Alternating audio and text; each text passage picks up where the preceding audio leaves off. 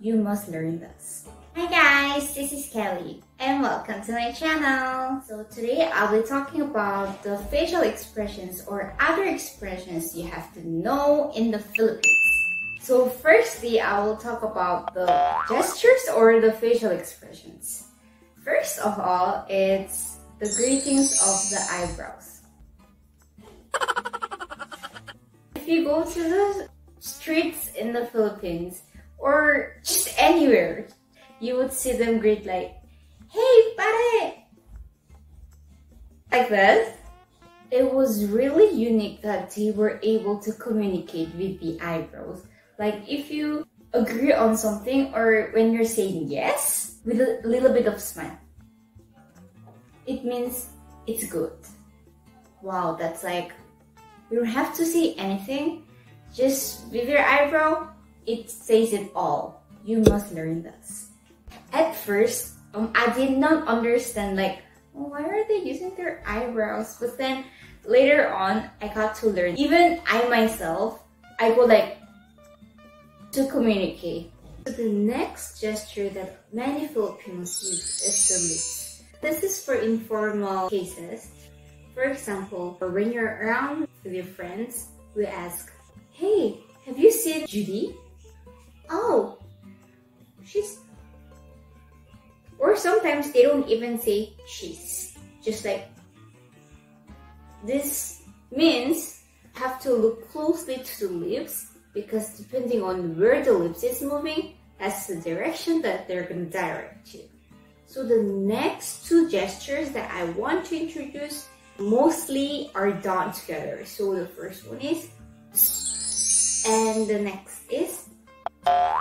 So when you go together, it's like, if you are a Filipino or if you've been to Philippines, you've really got to relate to this. In a situation, you're walking the street and a tricycle driver passes by, they're going like, it means come here, or like they're trying to call you. This is my personal experience. When I first came to the Philippines, I did respond to the sound, but later on, while I'm walking the street, this is the typical reaction or the sound that many Filipinos would respond to. The next portion is the word expressions. There are 5 kinds of words that I want to introduce to you. The first one is grabe. Grabe is sort of an expression saying like OA or exaggeration.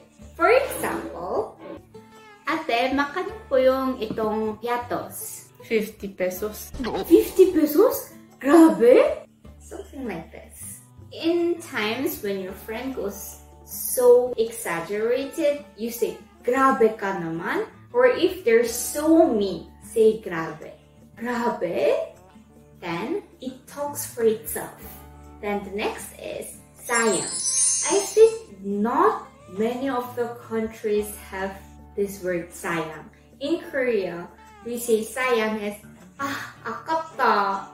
But then when I first learned English, there was no substitute word. Because when I seek for the translation of it, it's like, oh, such a waste. But it's long. You know, it cannot be delivered right away. But then in case, a깝다. This can be translated into Filipino. Oh, sayang. So that was the best word I've ever learned in Philippines. This is how you use sayang. Judy, what did you get in the test? 99. So you have one mistake? Sayang, you could have gotten perfect. Or in some situations, you could also use sayang as, I was eating ice cream, but then I suddenly dropped it accidentally. Then you were like, I only licked it once. Sayang. That's my comfort word in the Philippines because that's something I could use as a substitute of the Korean word. The next word that I want to introduce is hala. It means Oh my gosh. Well, it might not be the direct translation of oh my gosh, but sometimes like you are caught or you are in trouble, you go like, hala! So this is an expression that you use in case you face a challenging stuff or when you're in trouble. Say hala. Next is hoy. Hoy is something you must know because that is the substitute for soup.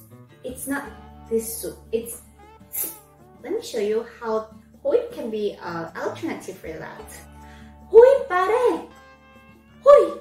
That's when we use hoy. A while ago, I've shown you. That's how we call someone else. Hoy is the same. We don't call the name, but we just put hoy. But don't you use this to someone older because all the things that I'm introducing are kind of informal. So if you do that to grandma, grandpa, finally, some expressions that I find very useful in Filipino conversation or while conversing with Filipino friends are the bakla language. The title bakla language is what I learned from my special Filipino professor.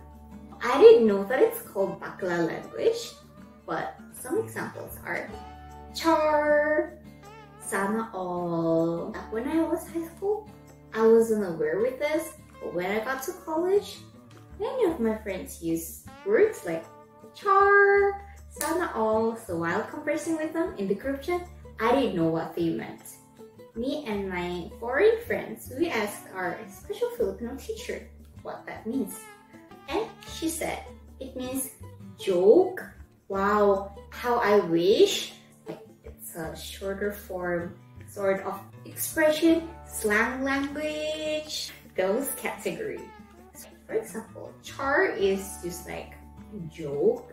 Oh Judy, that's so pangit.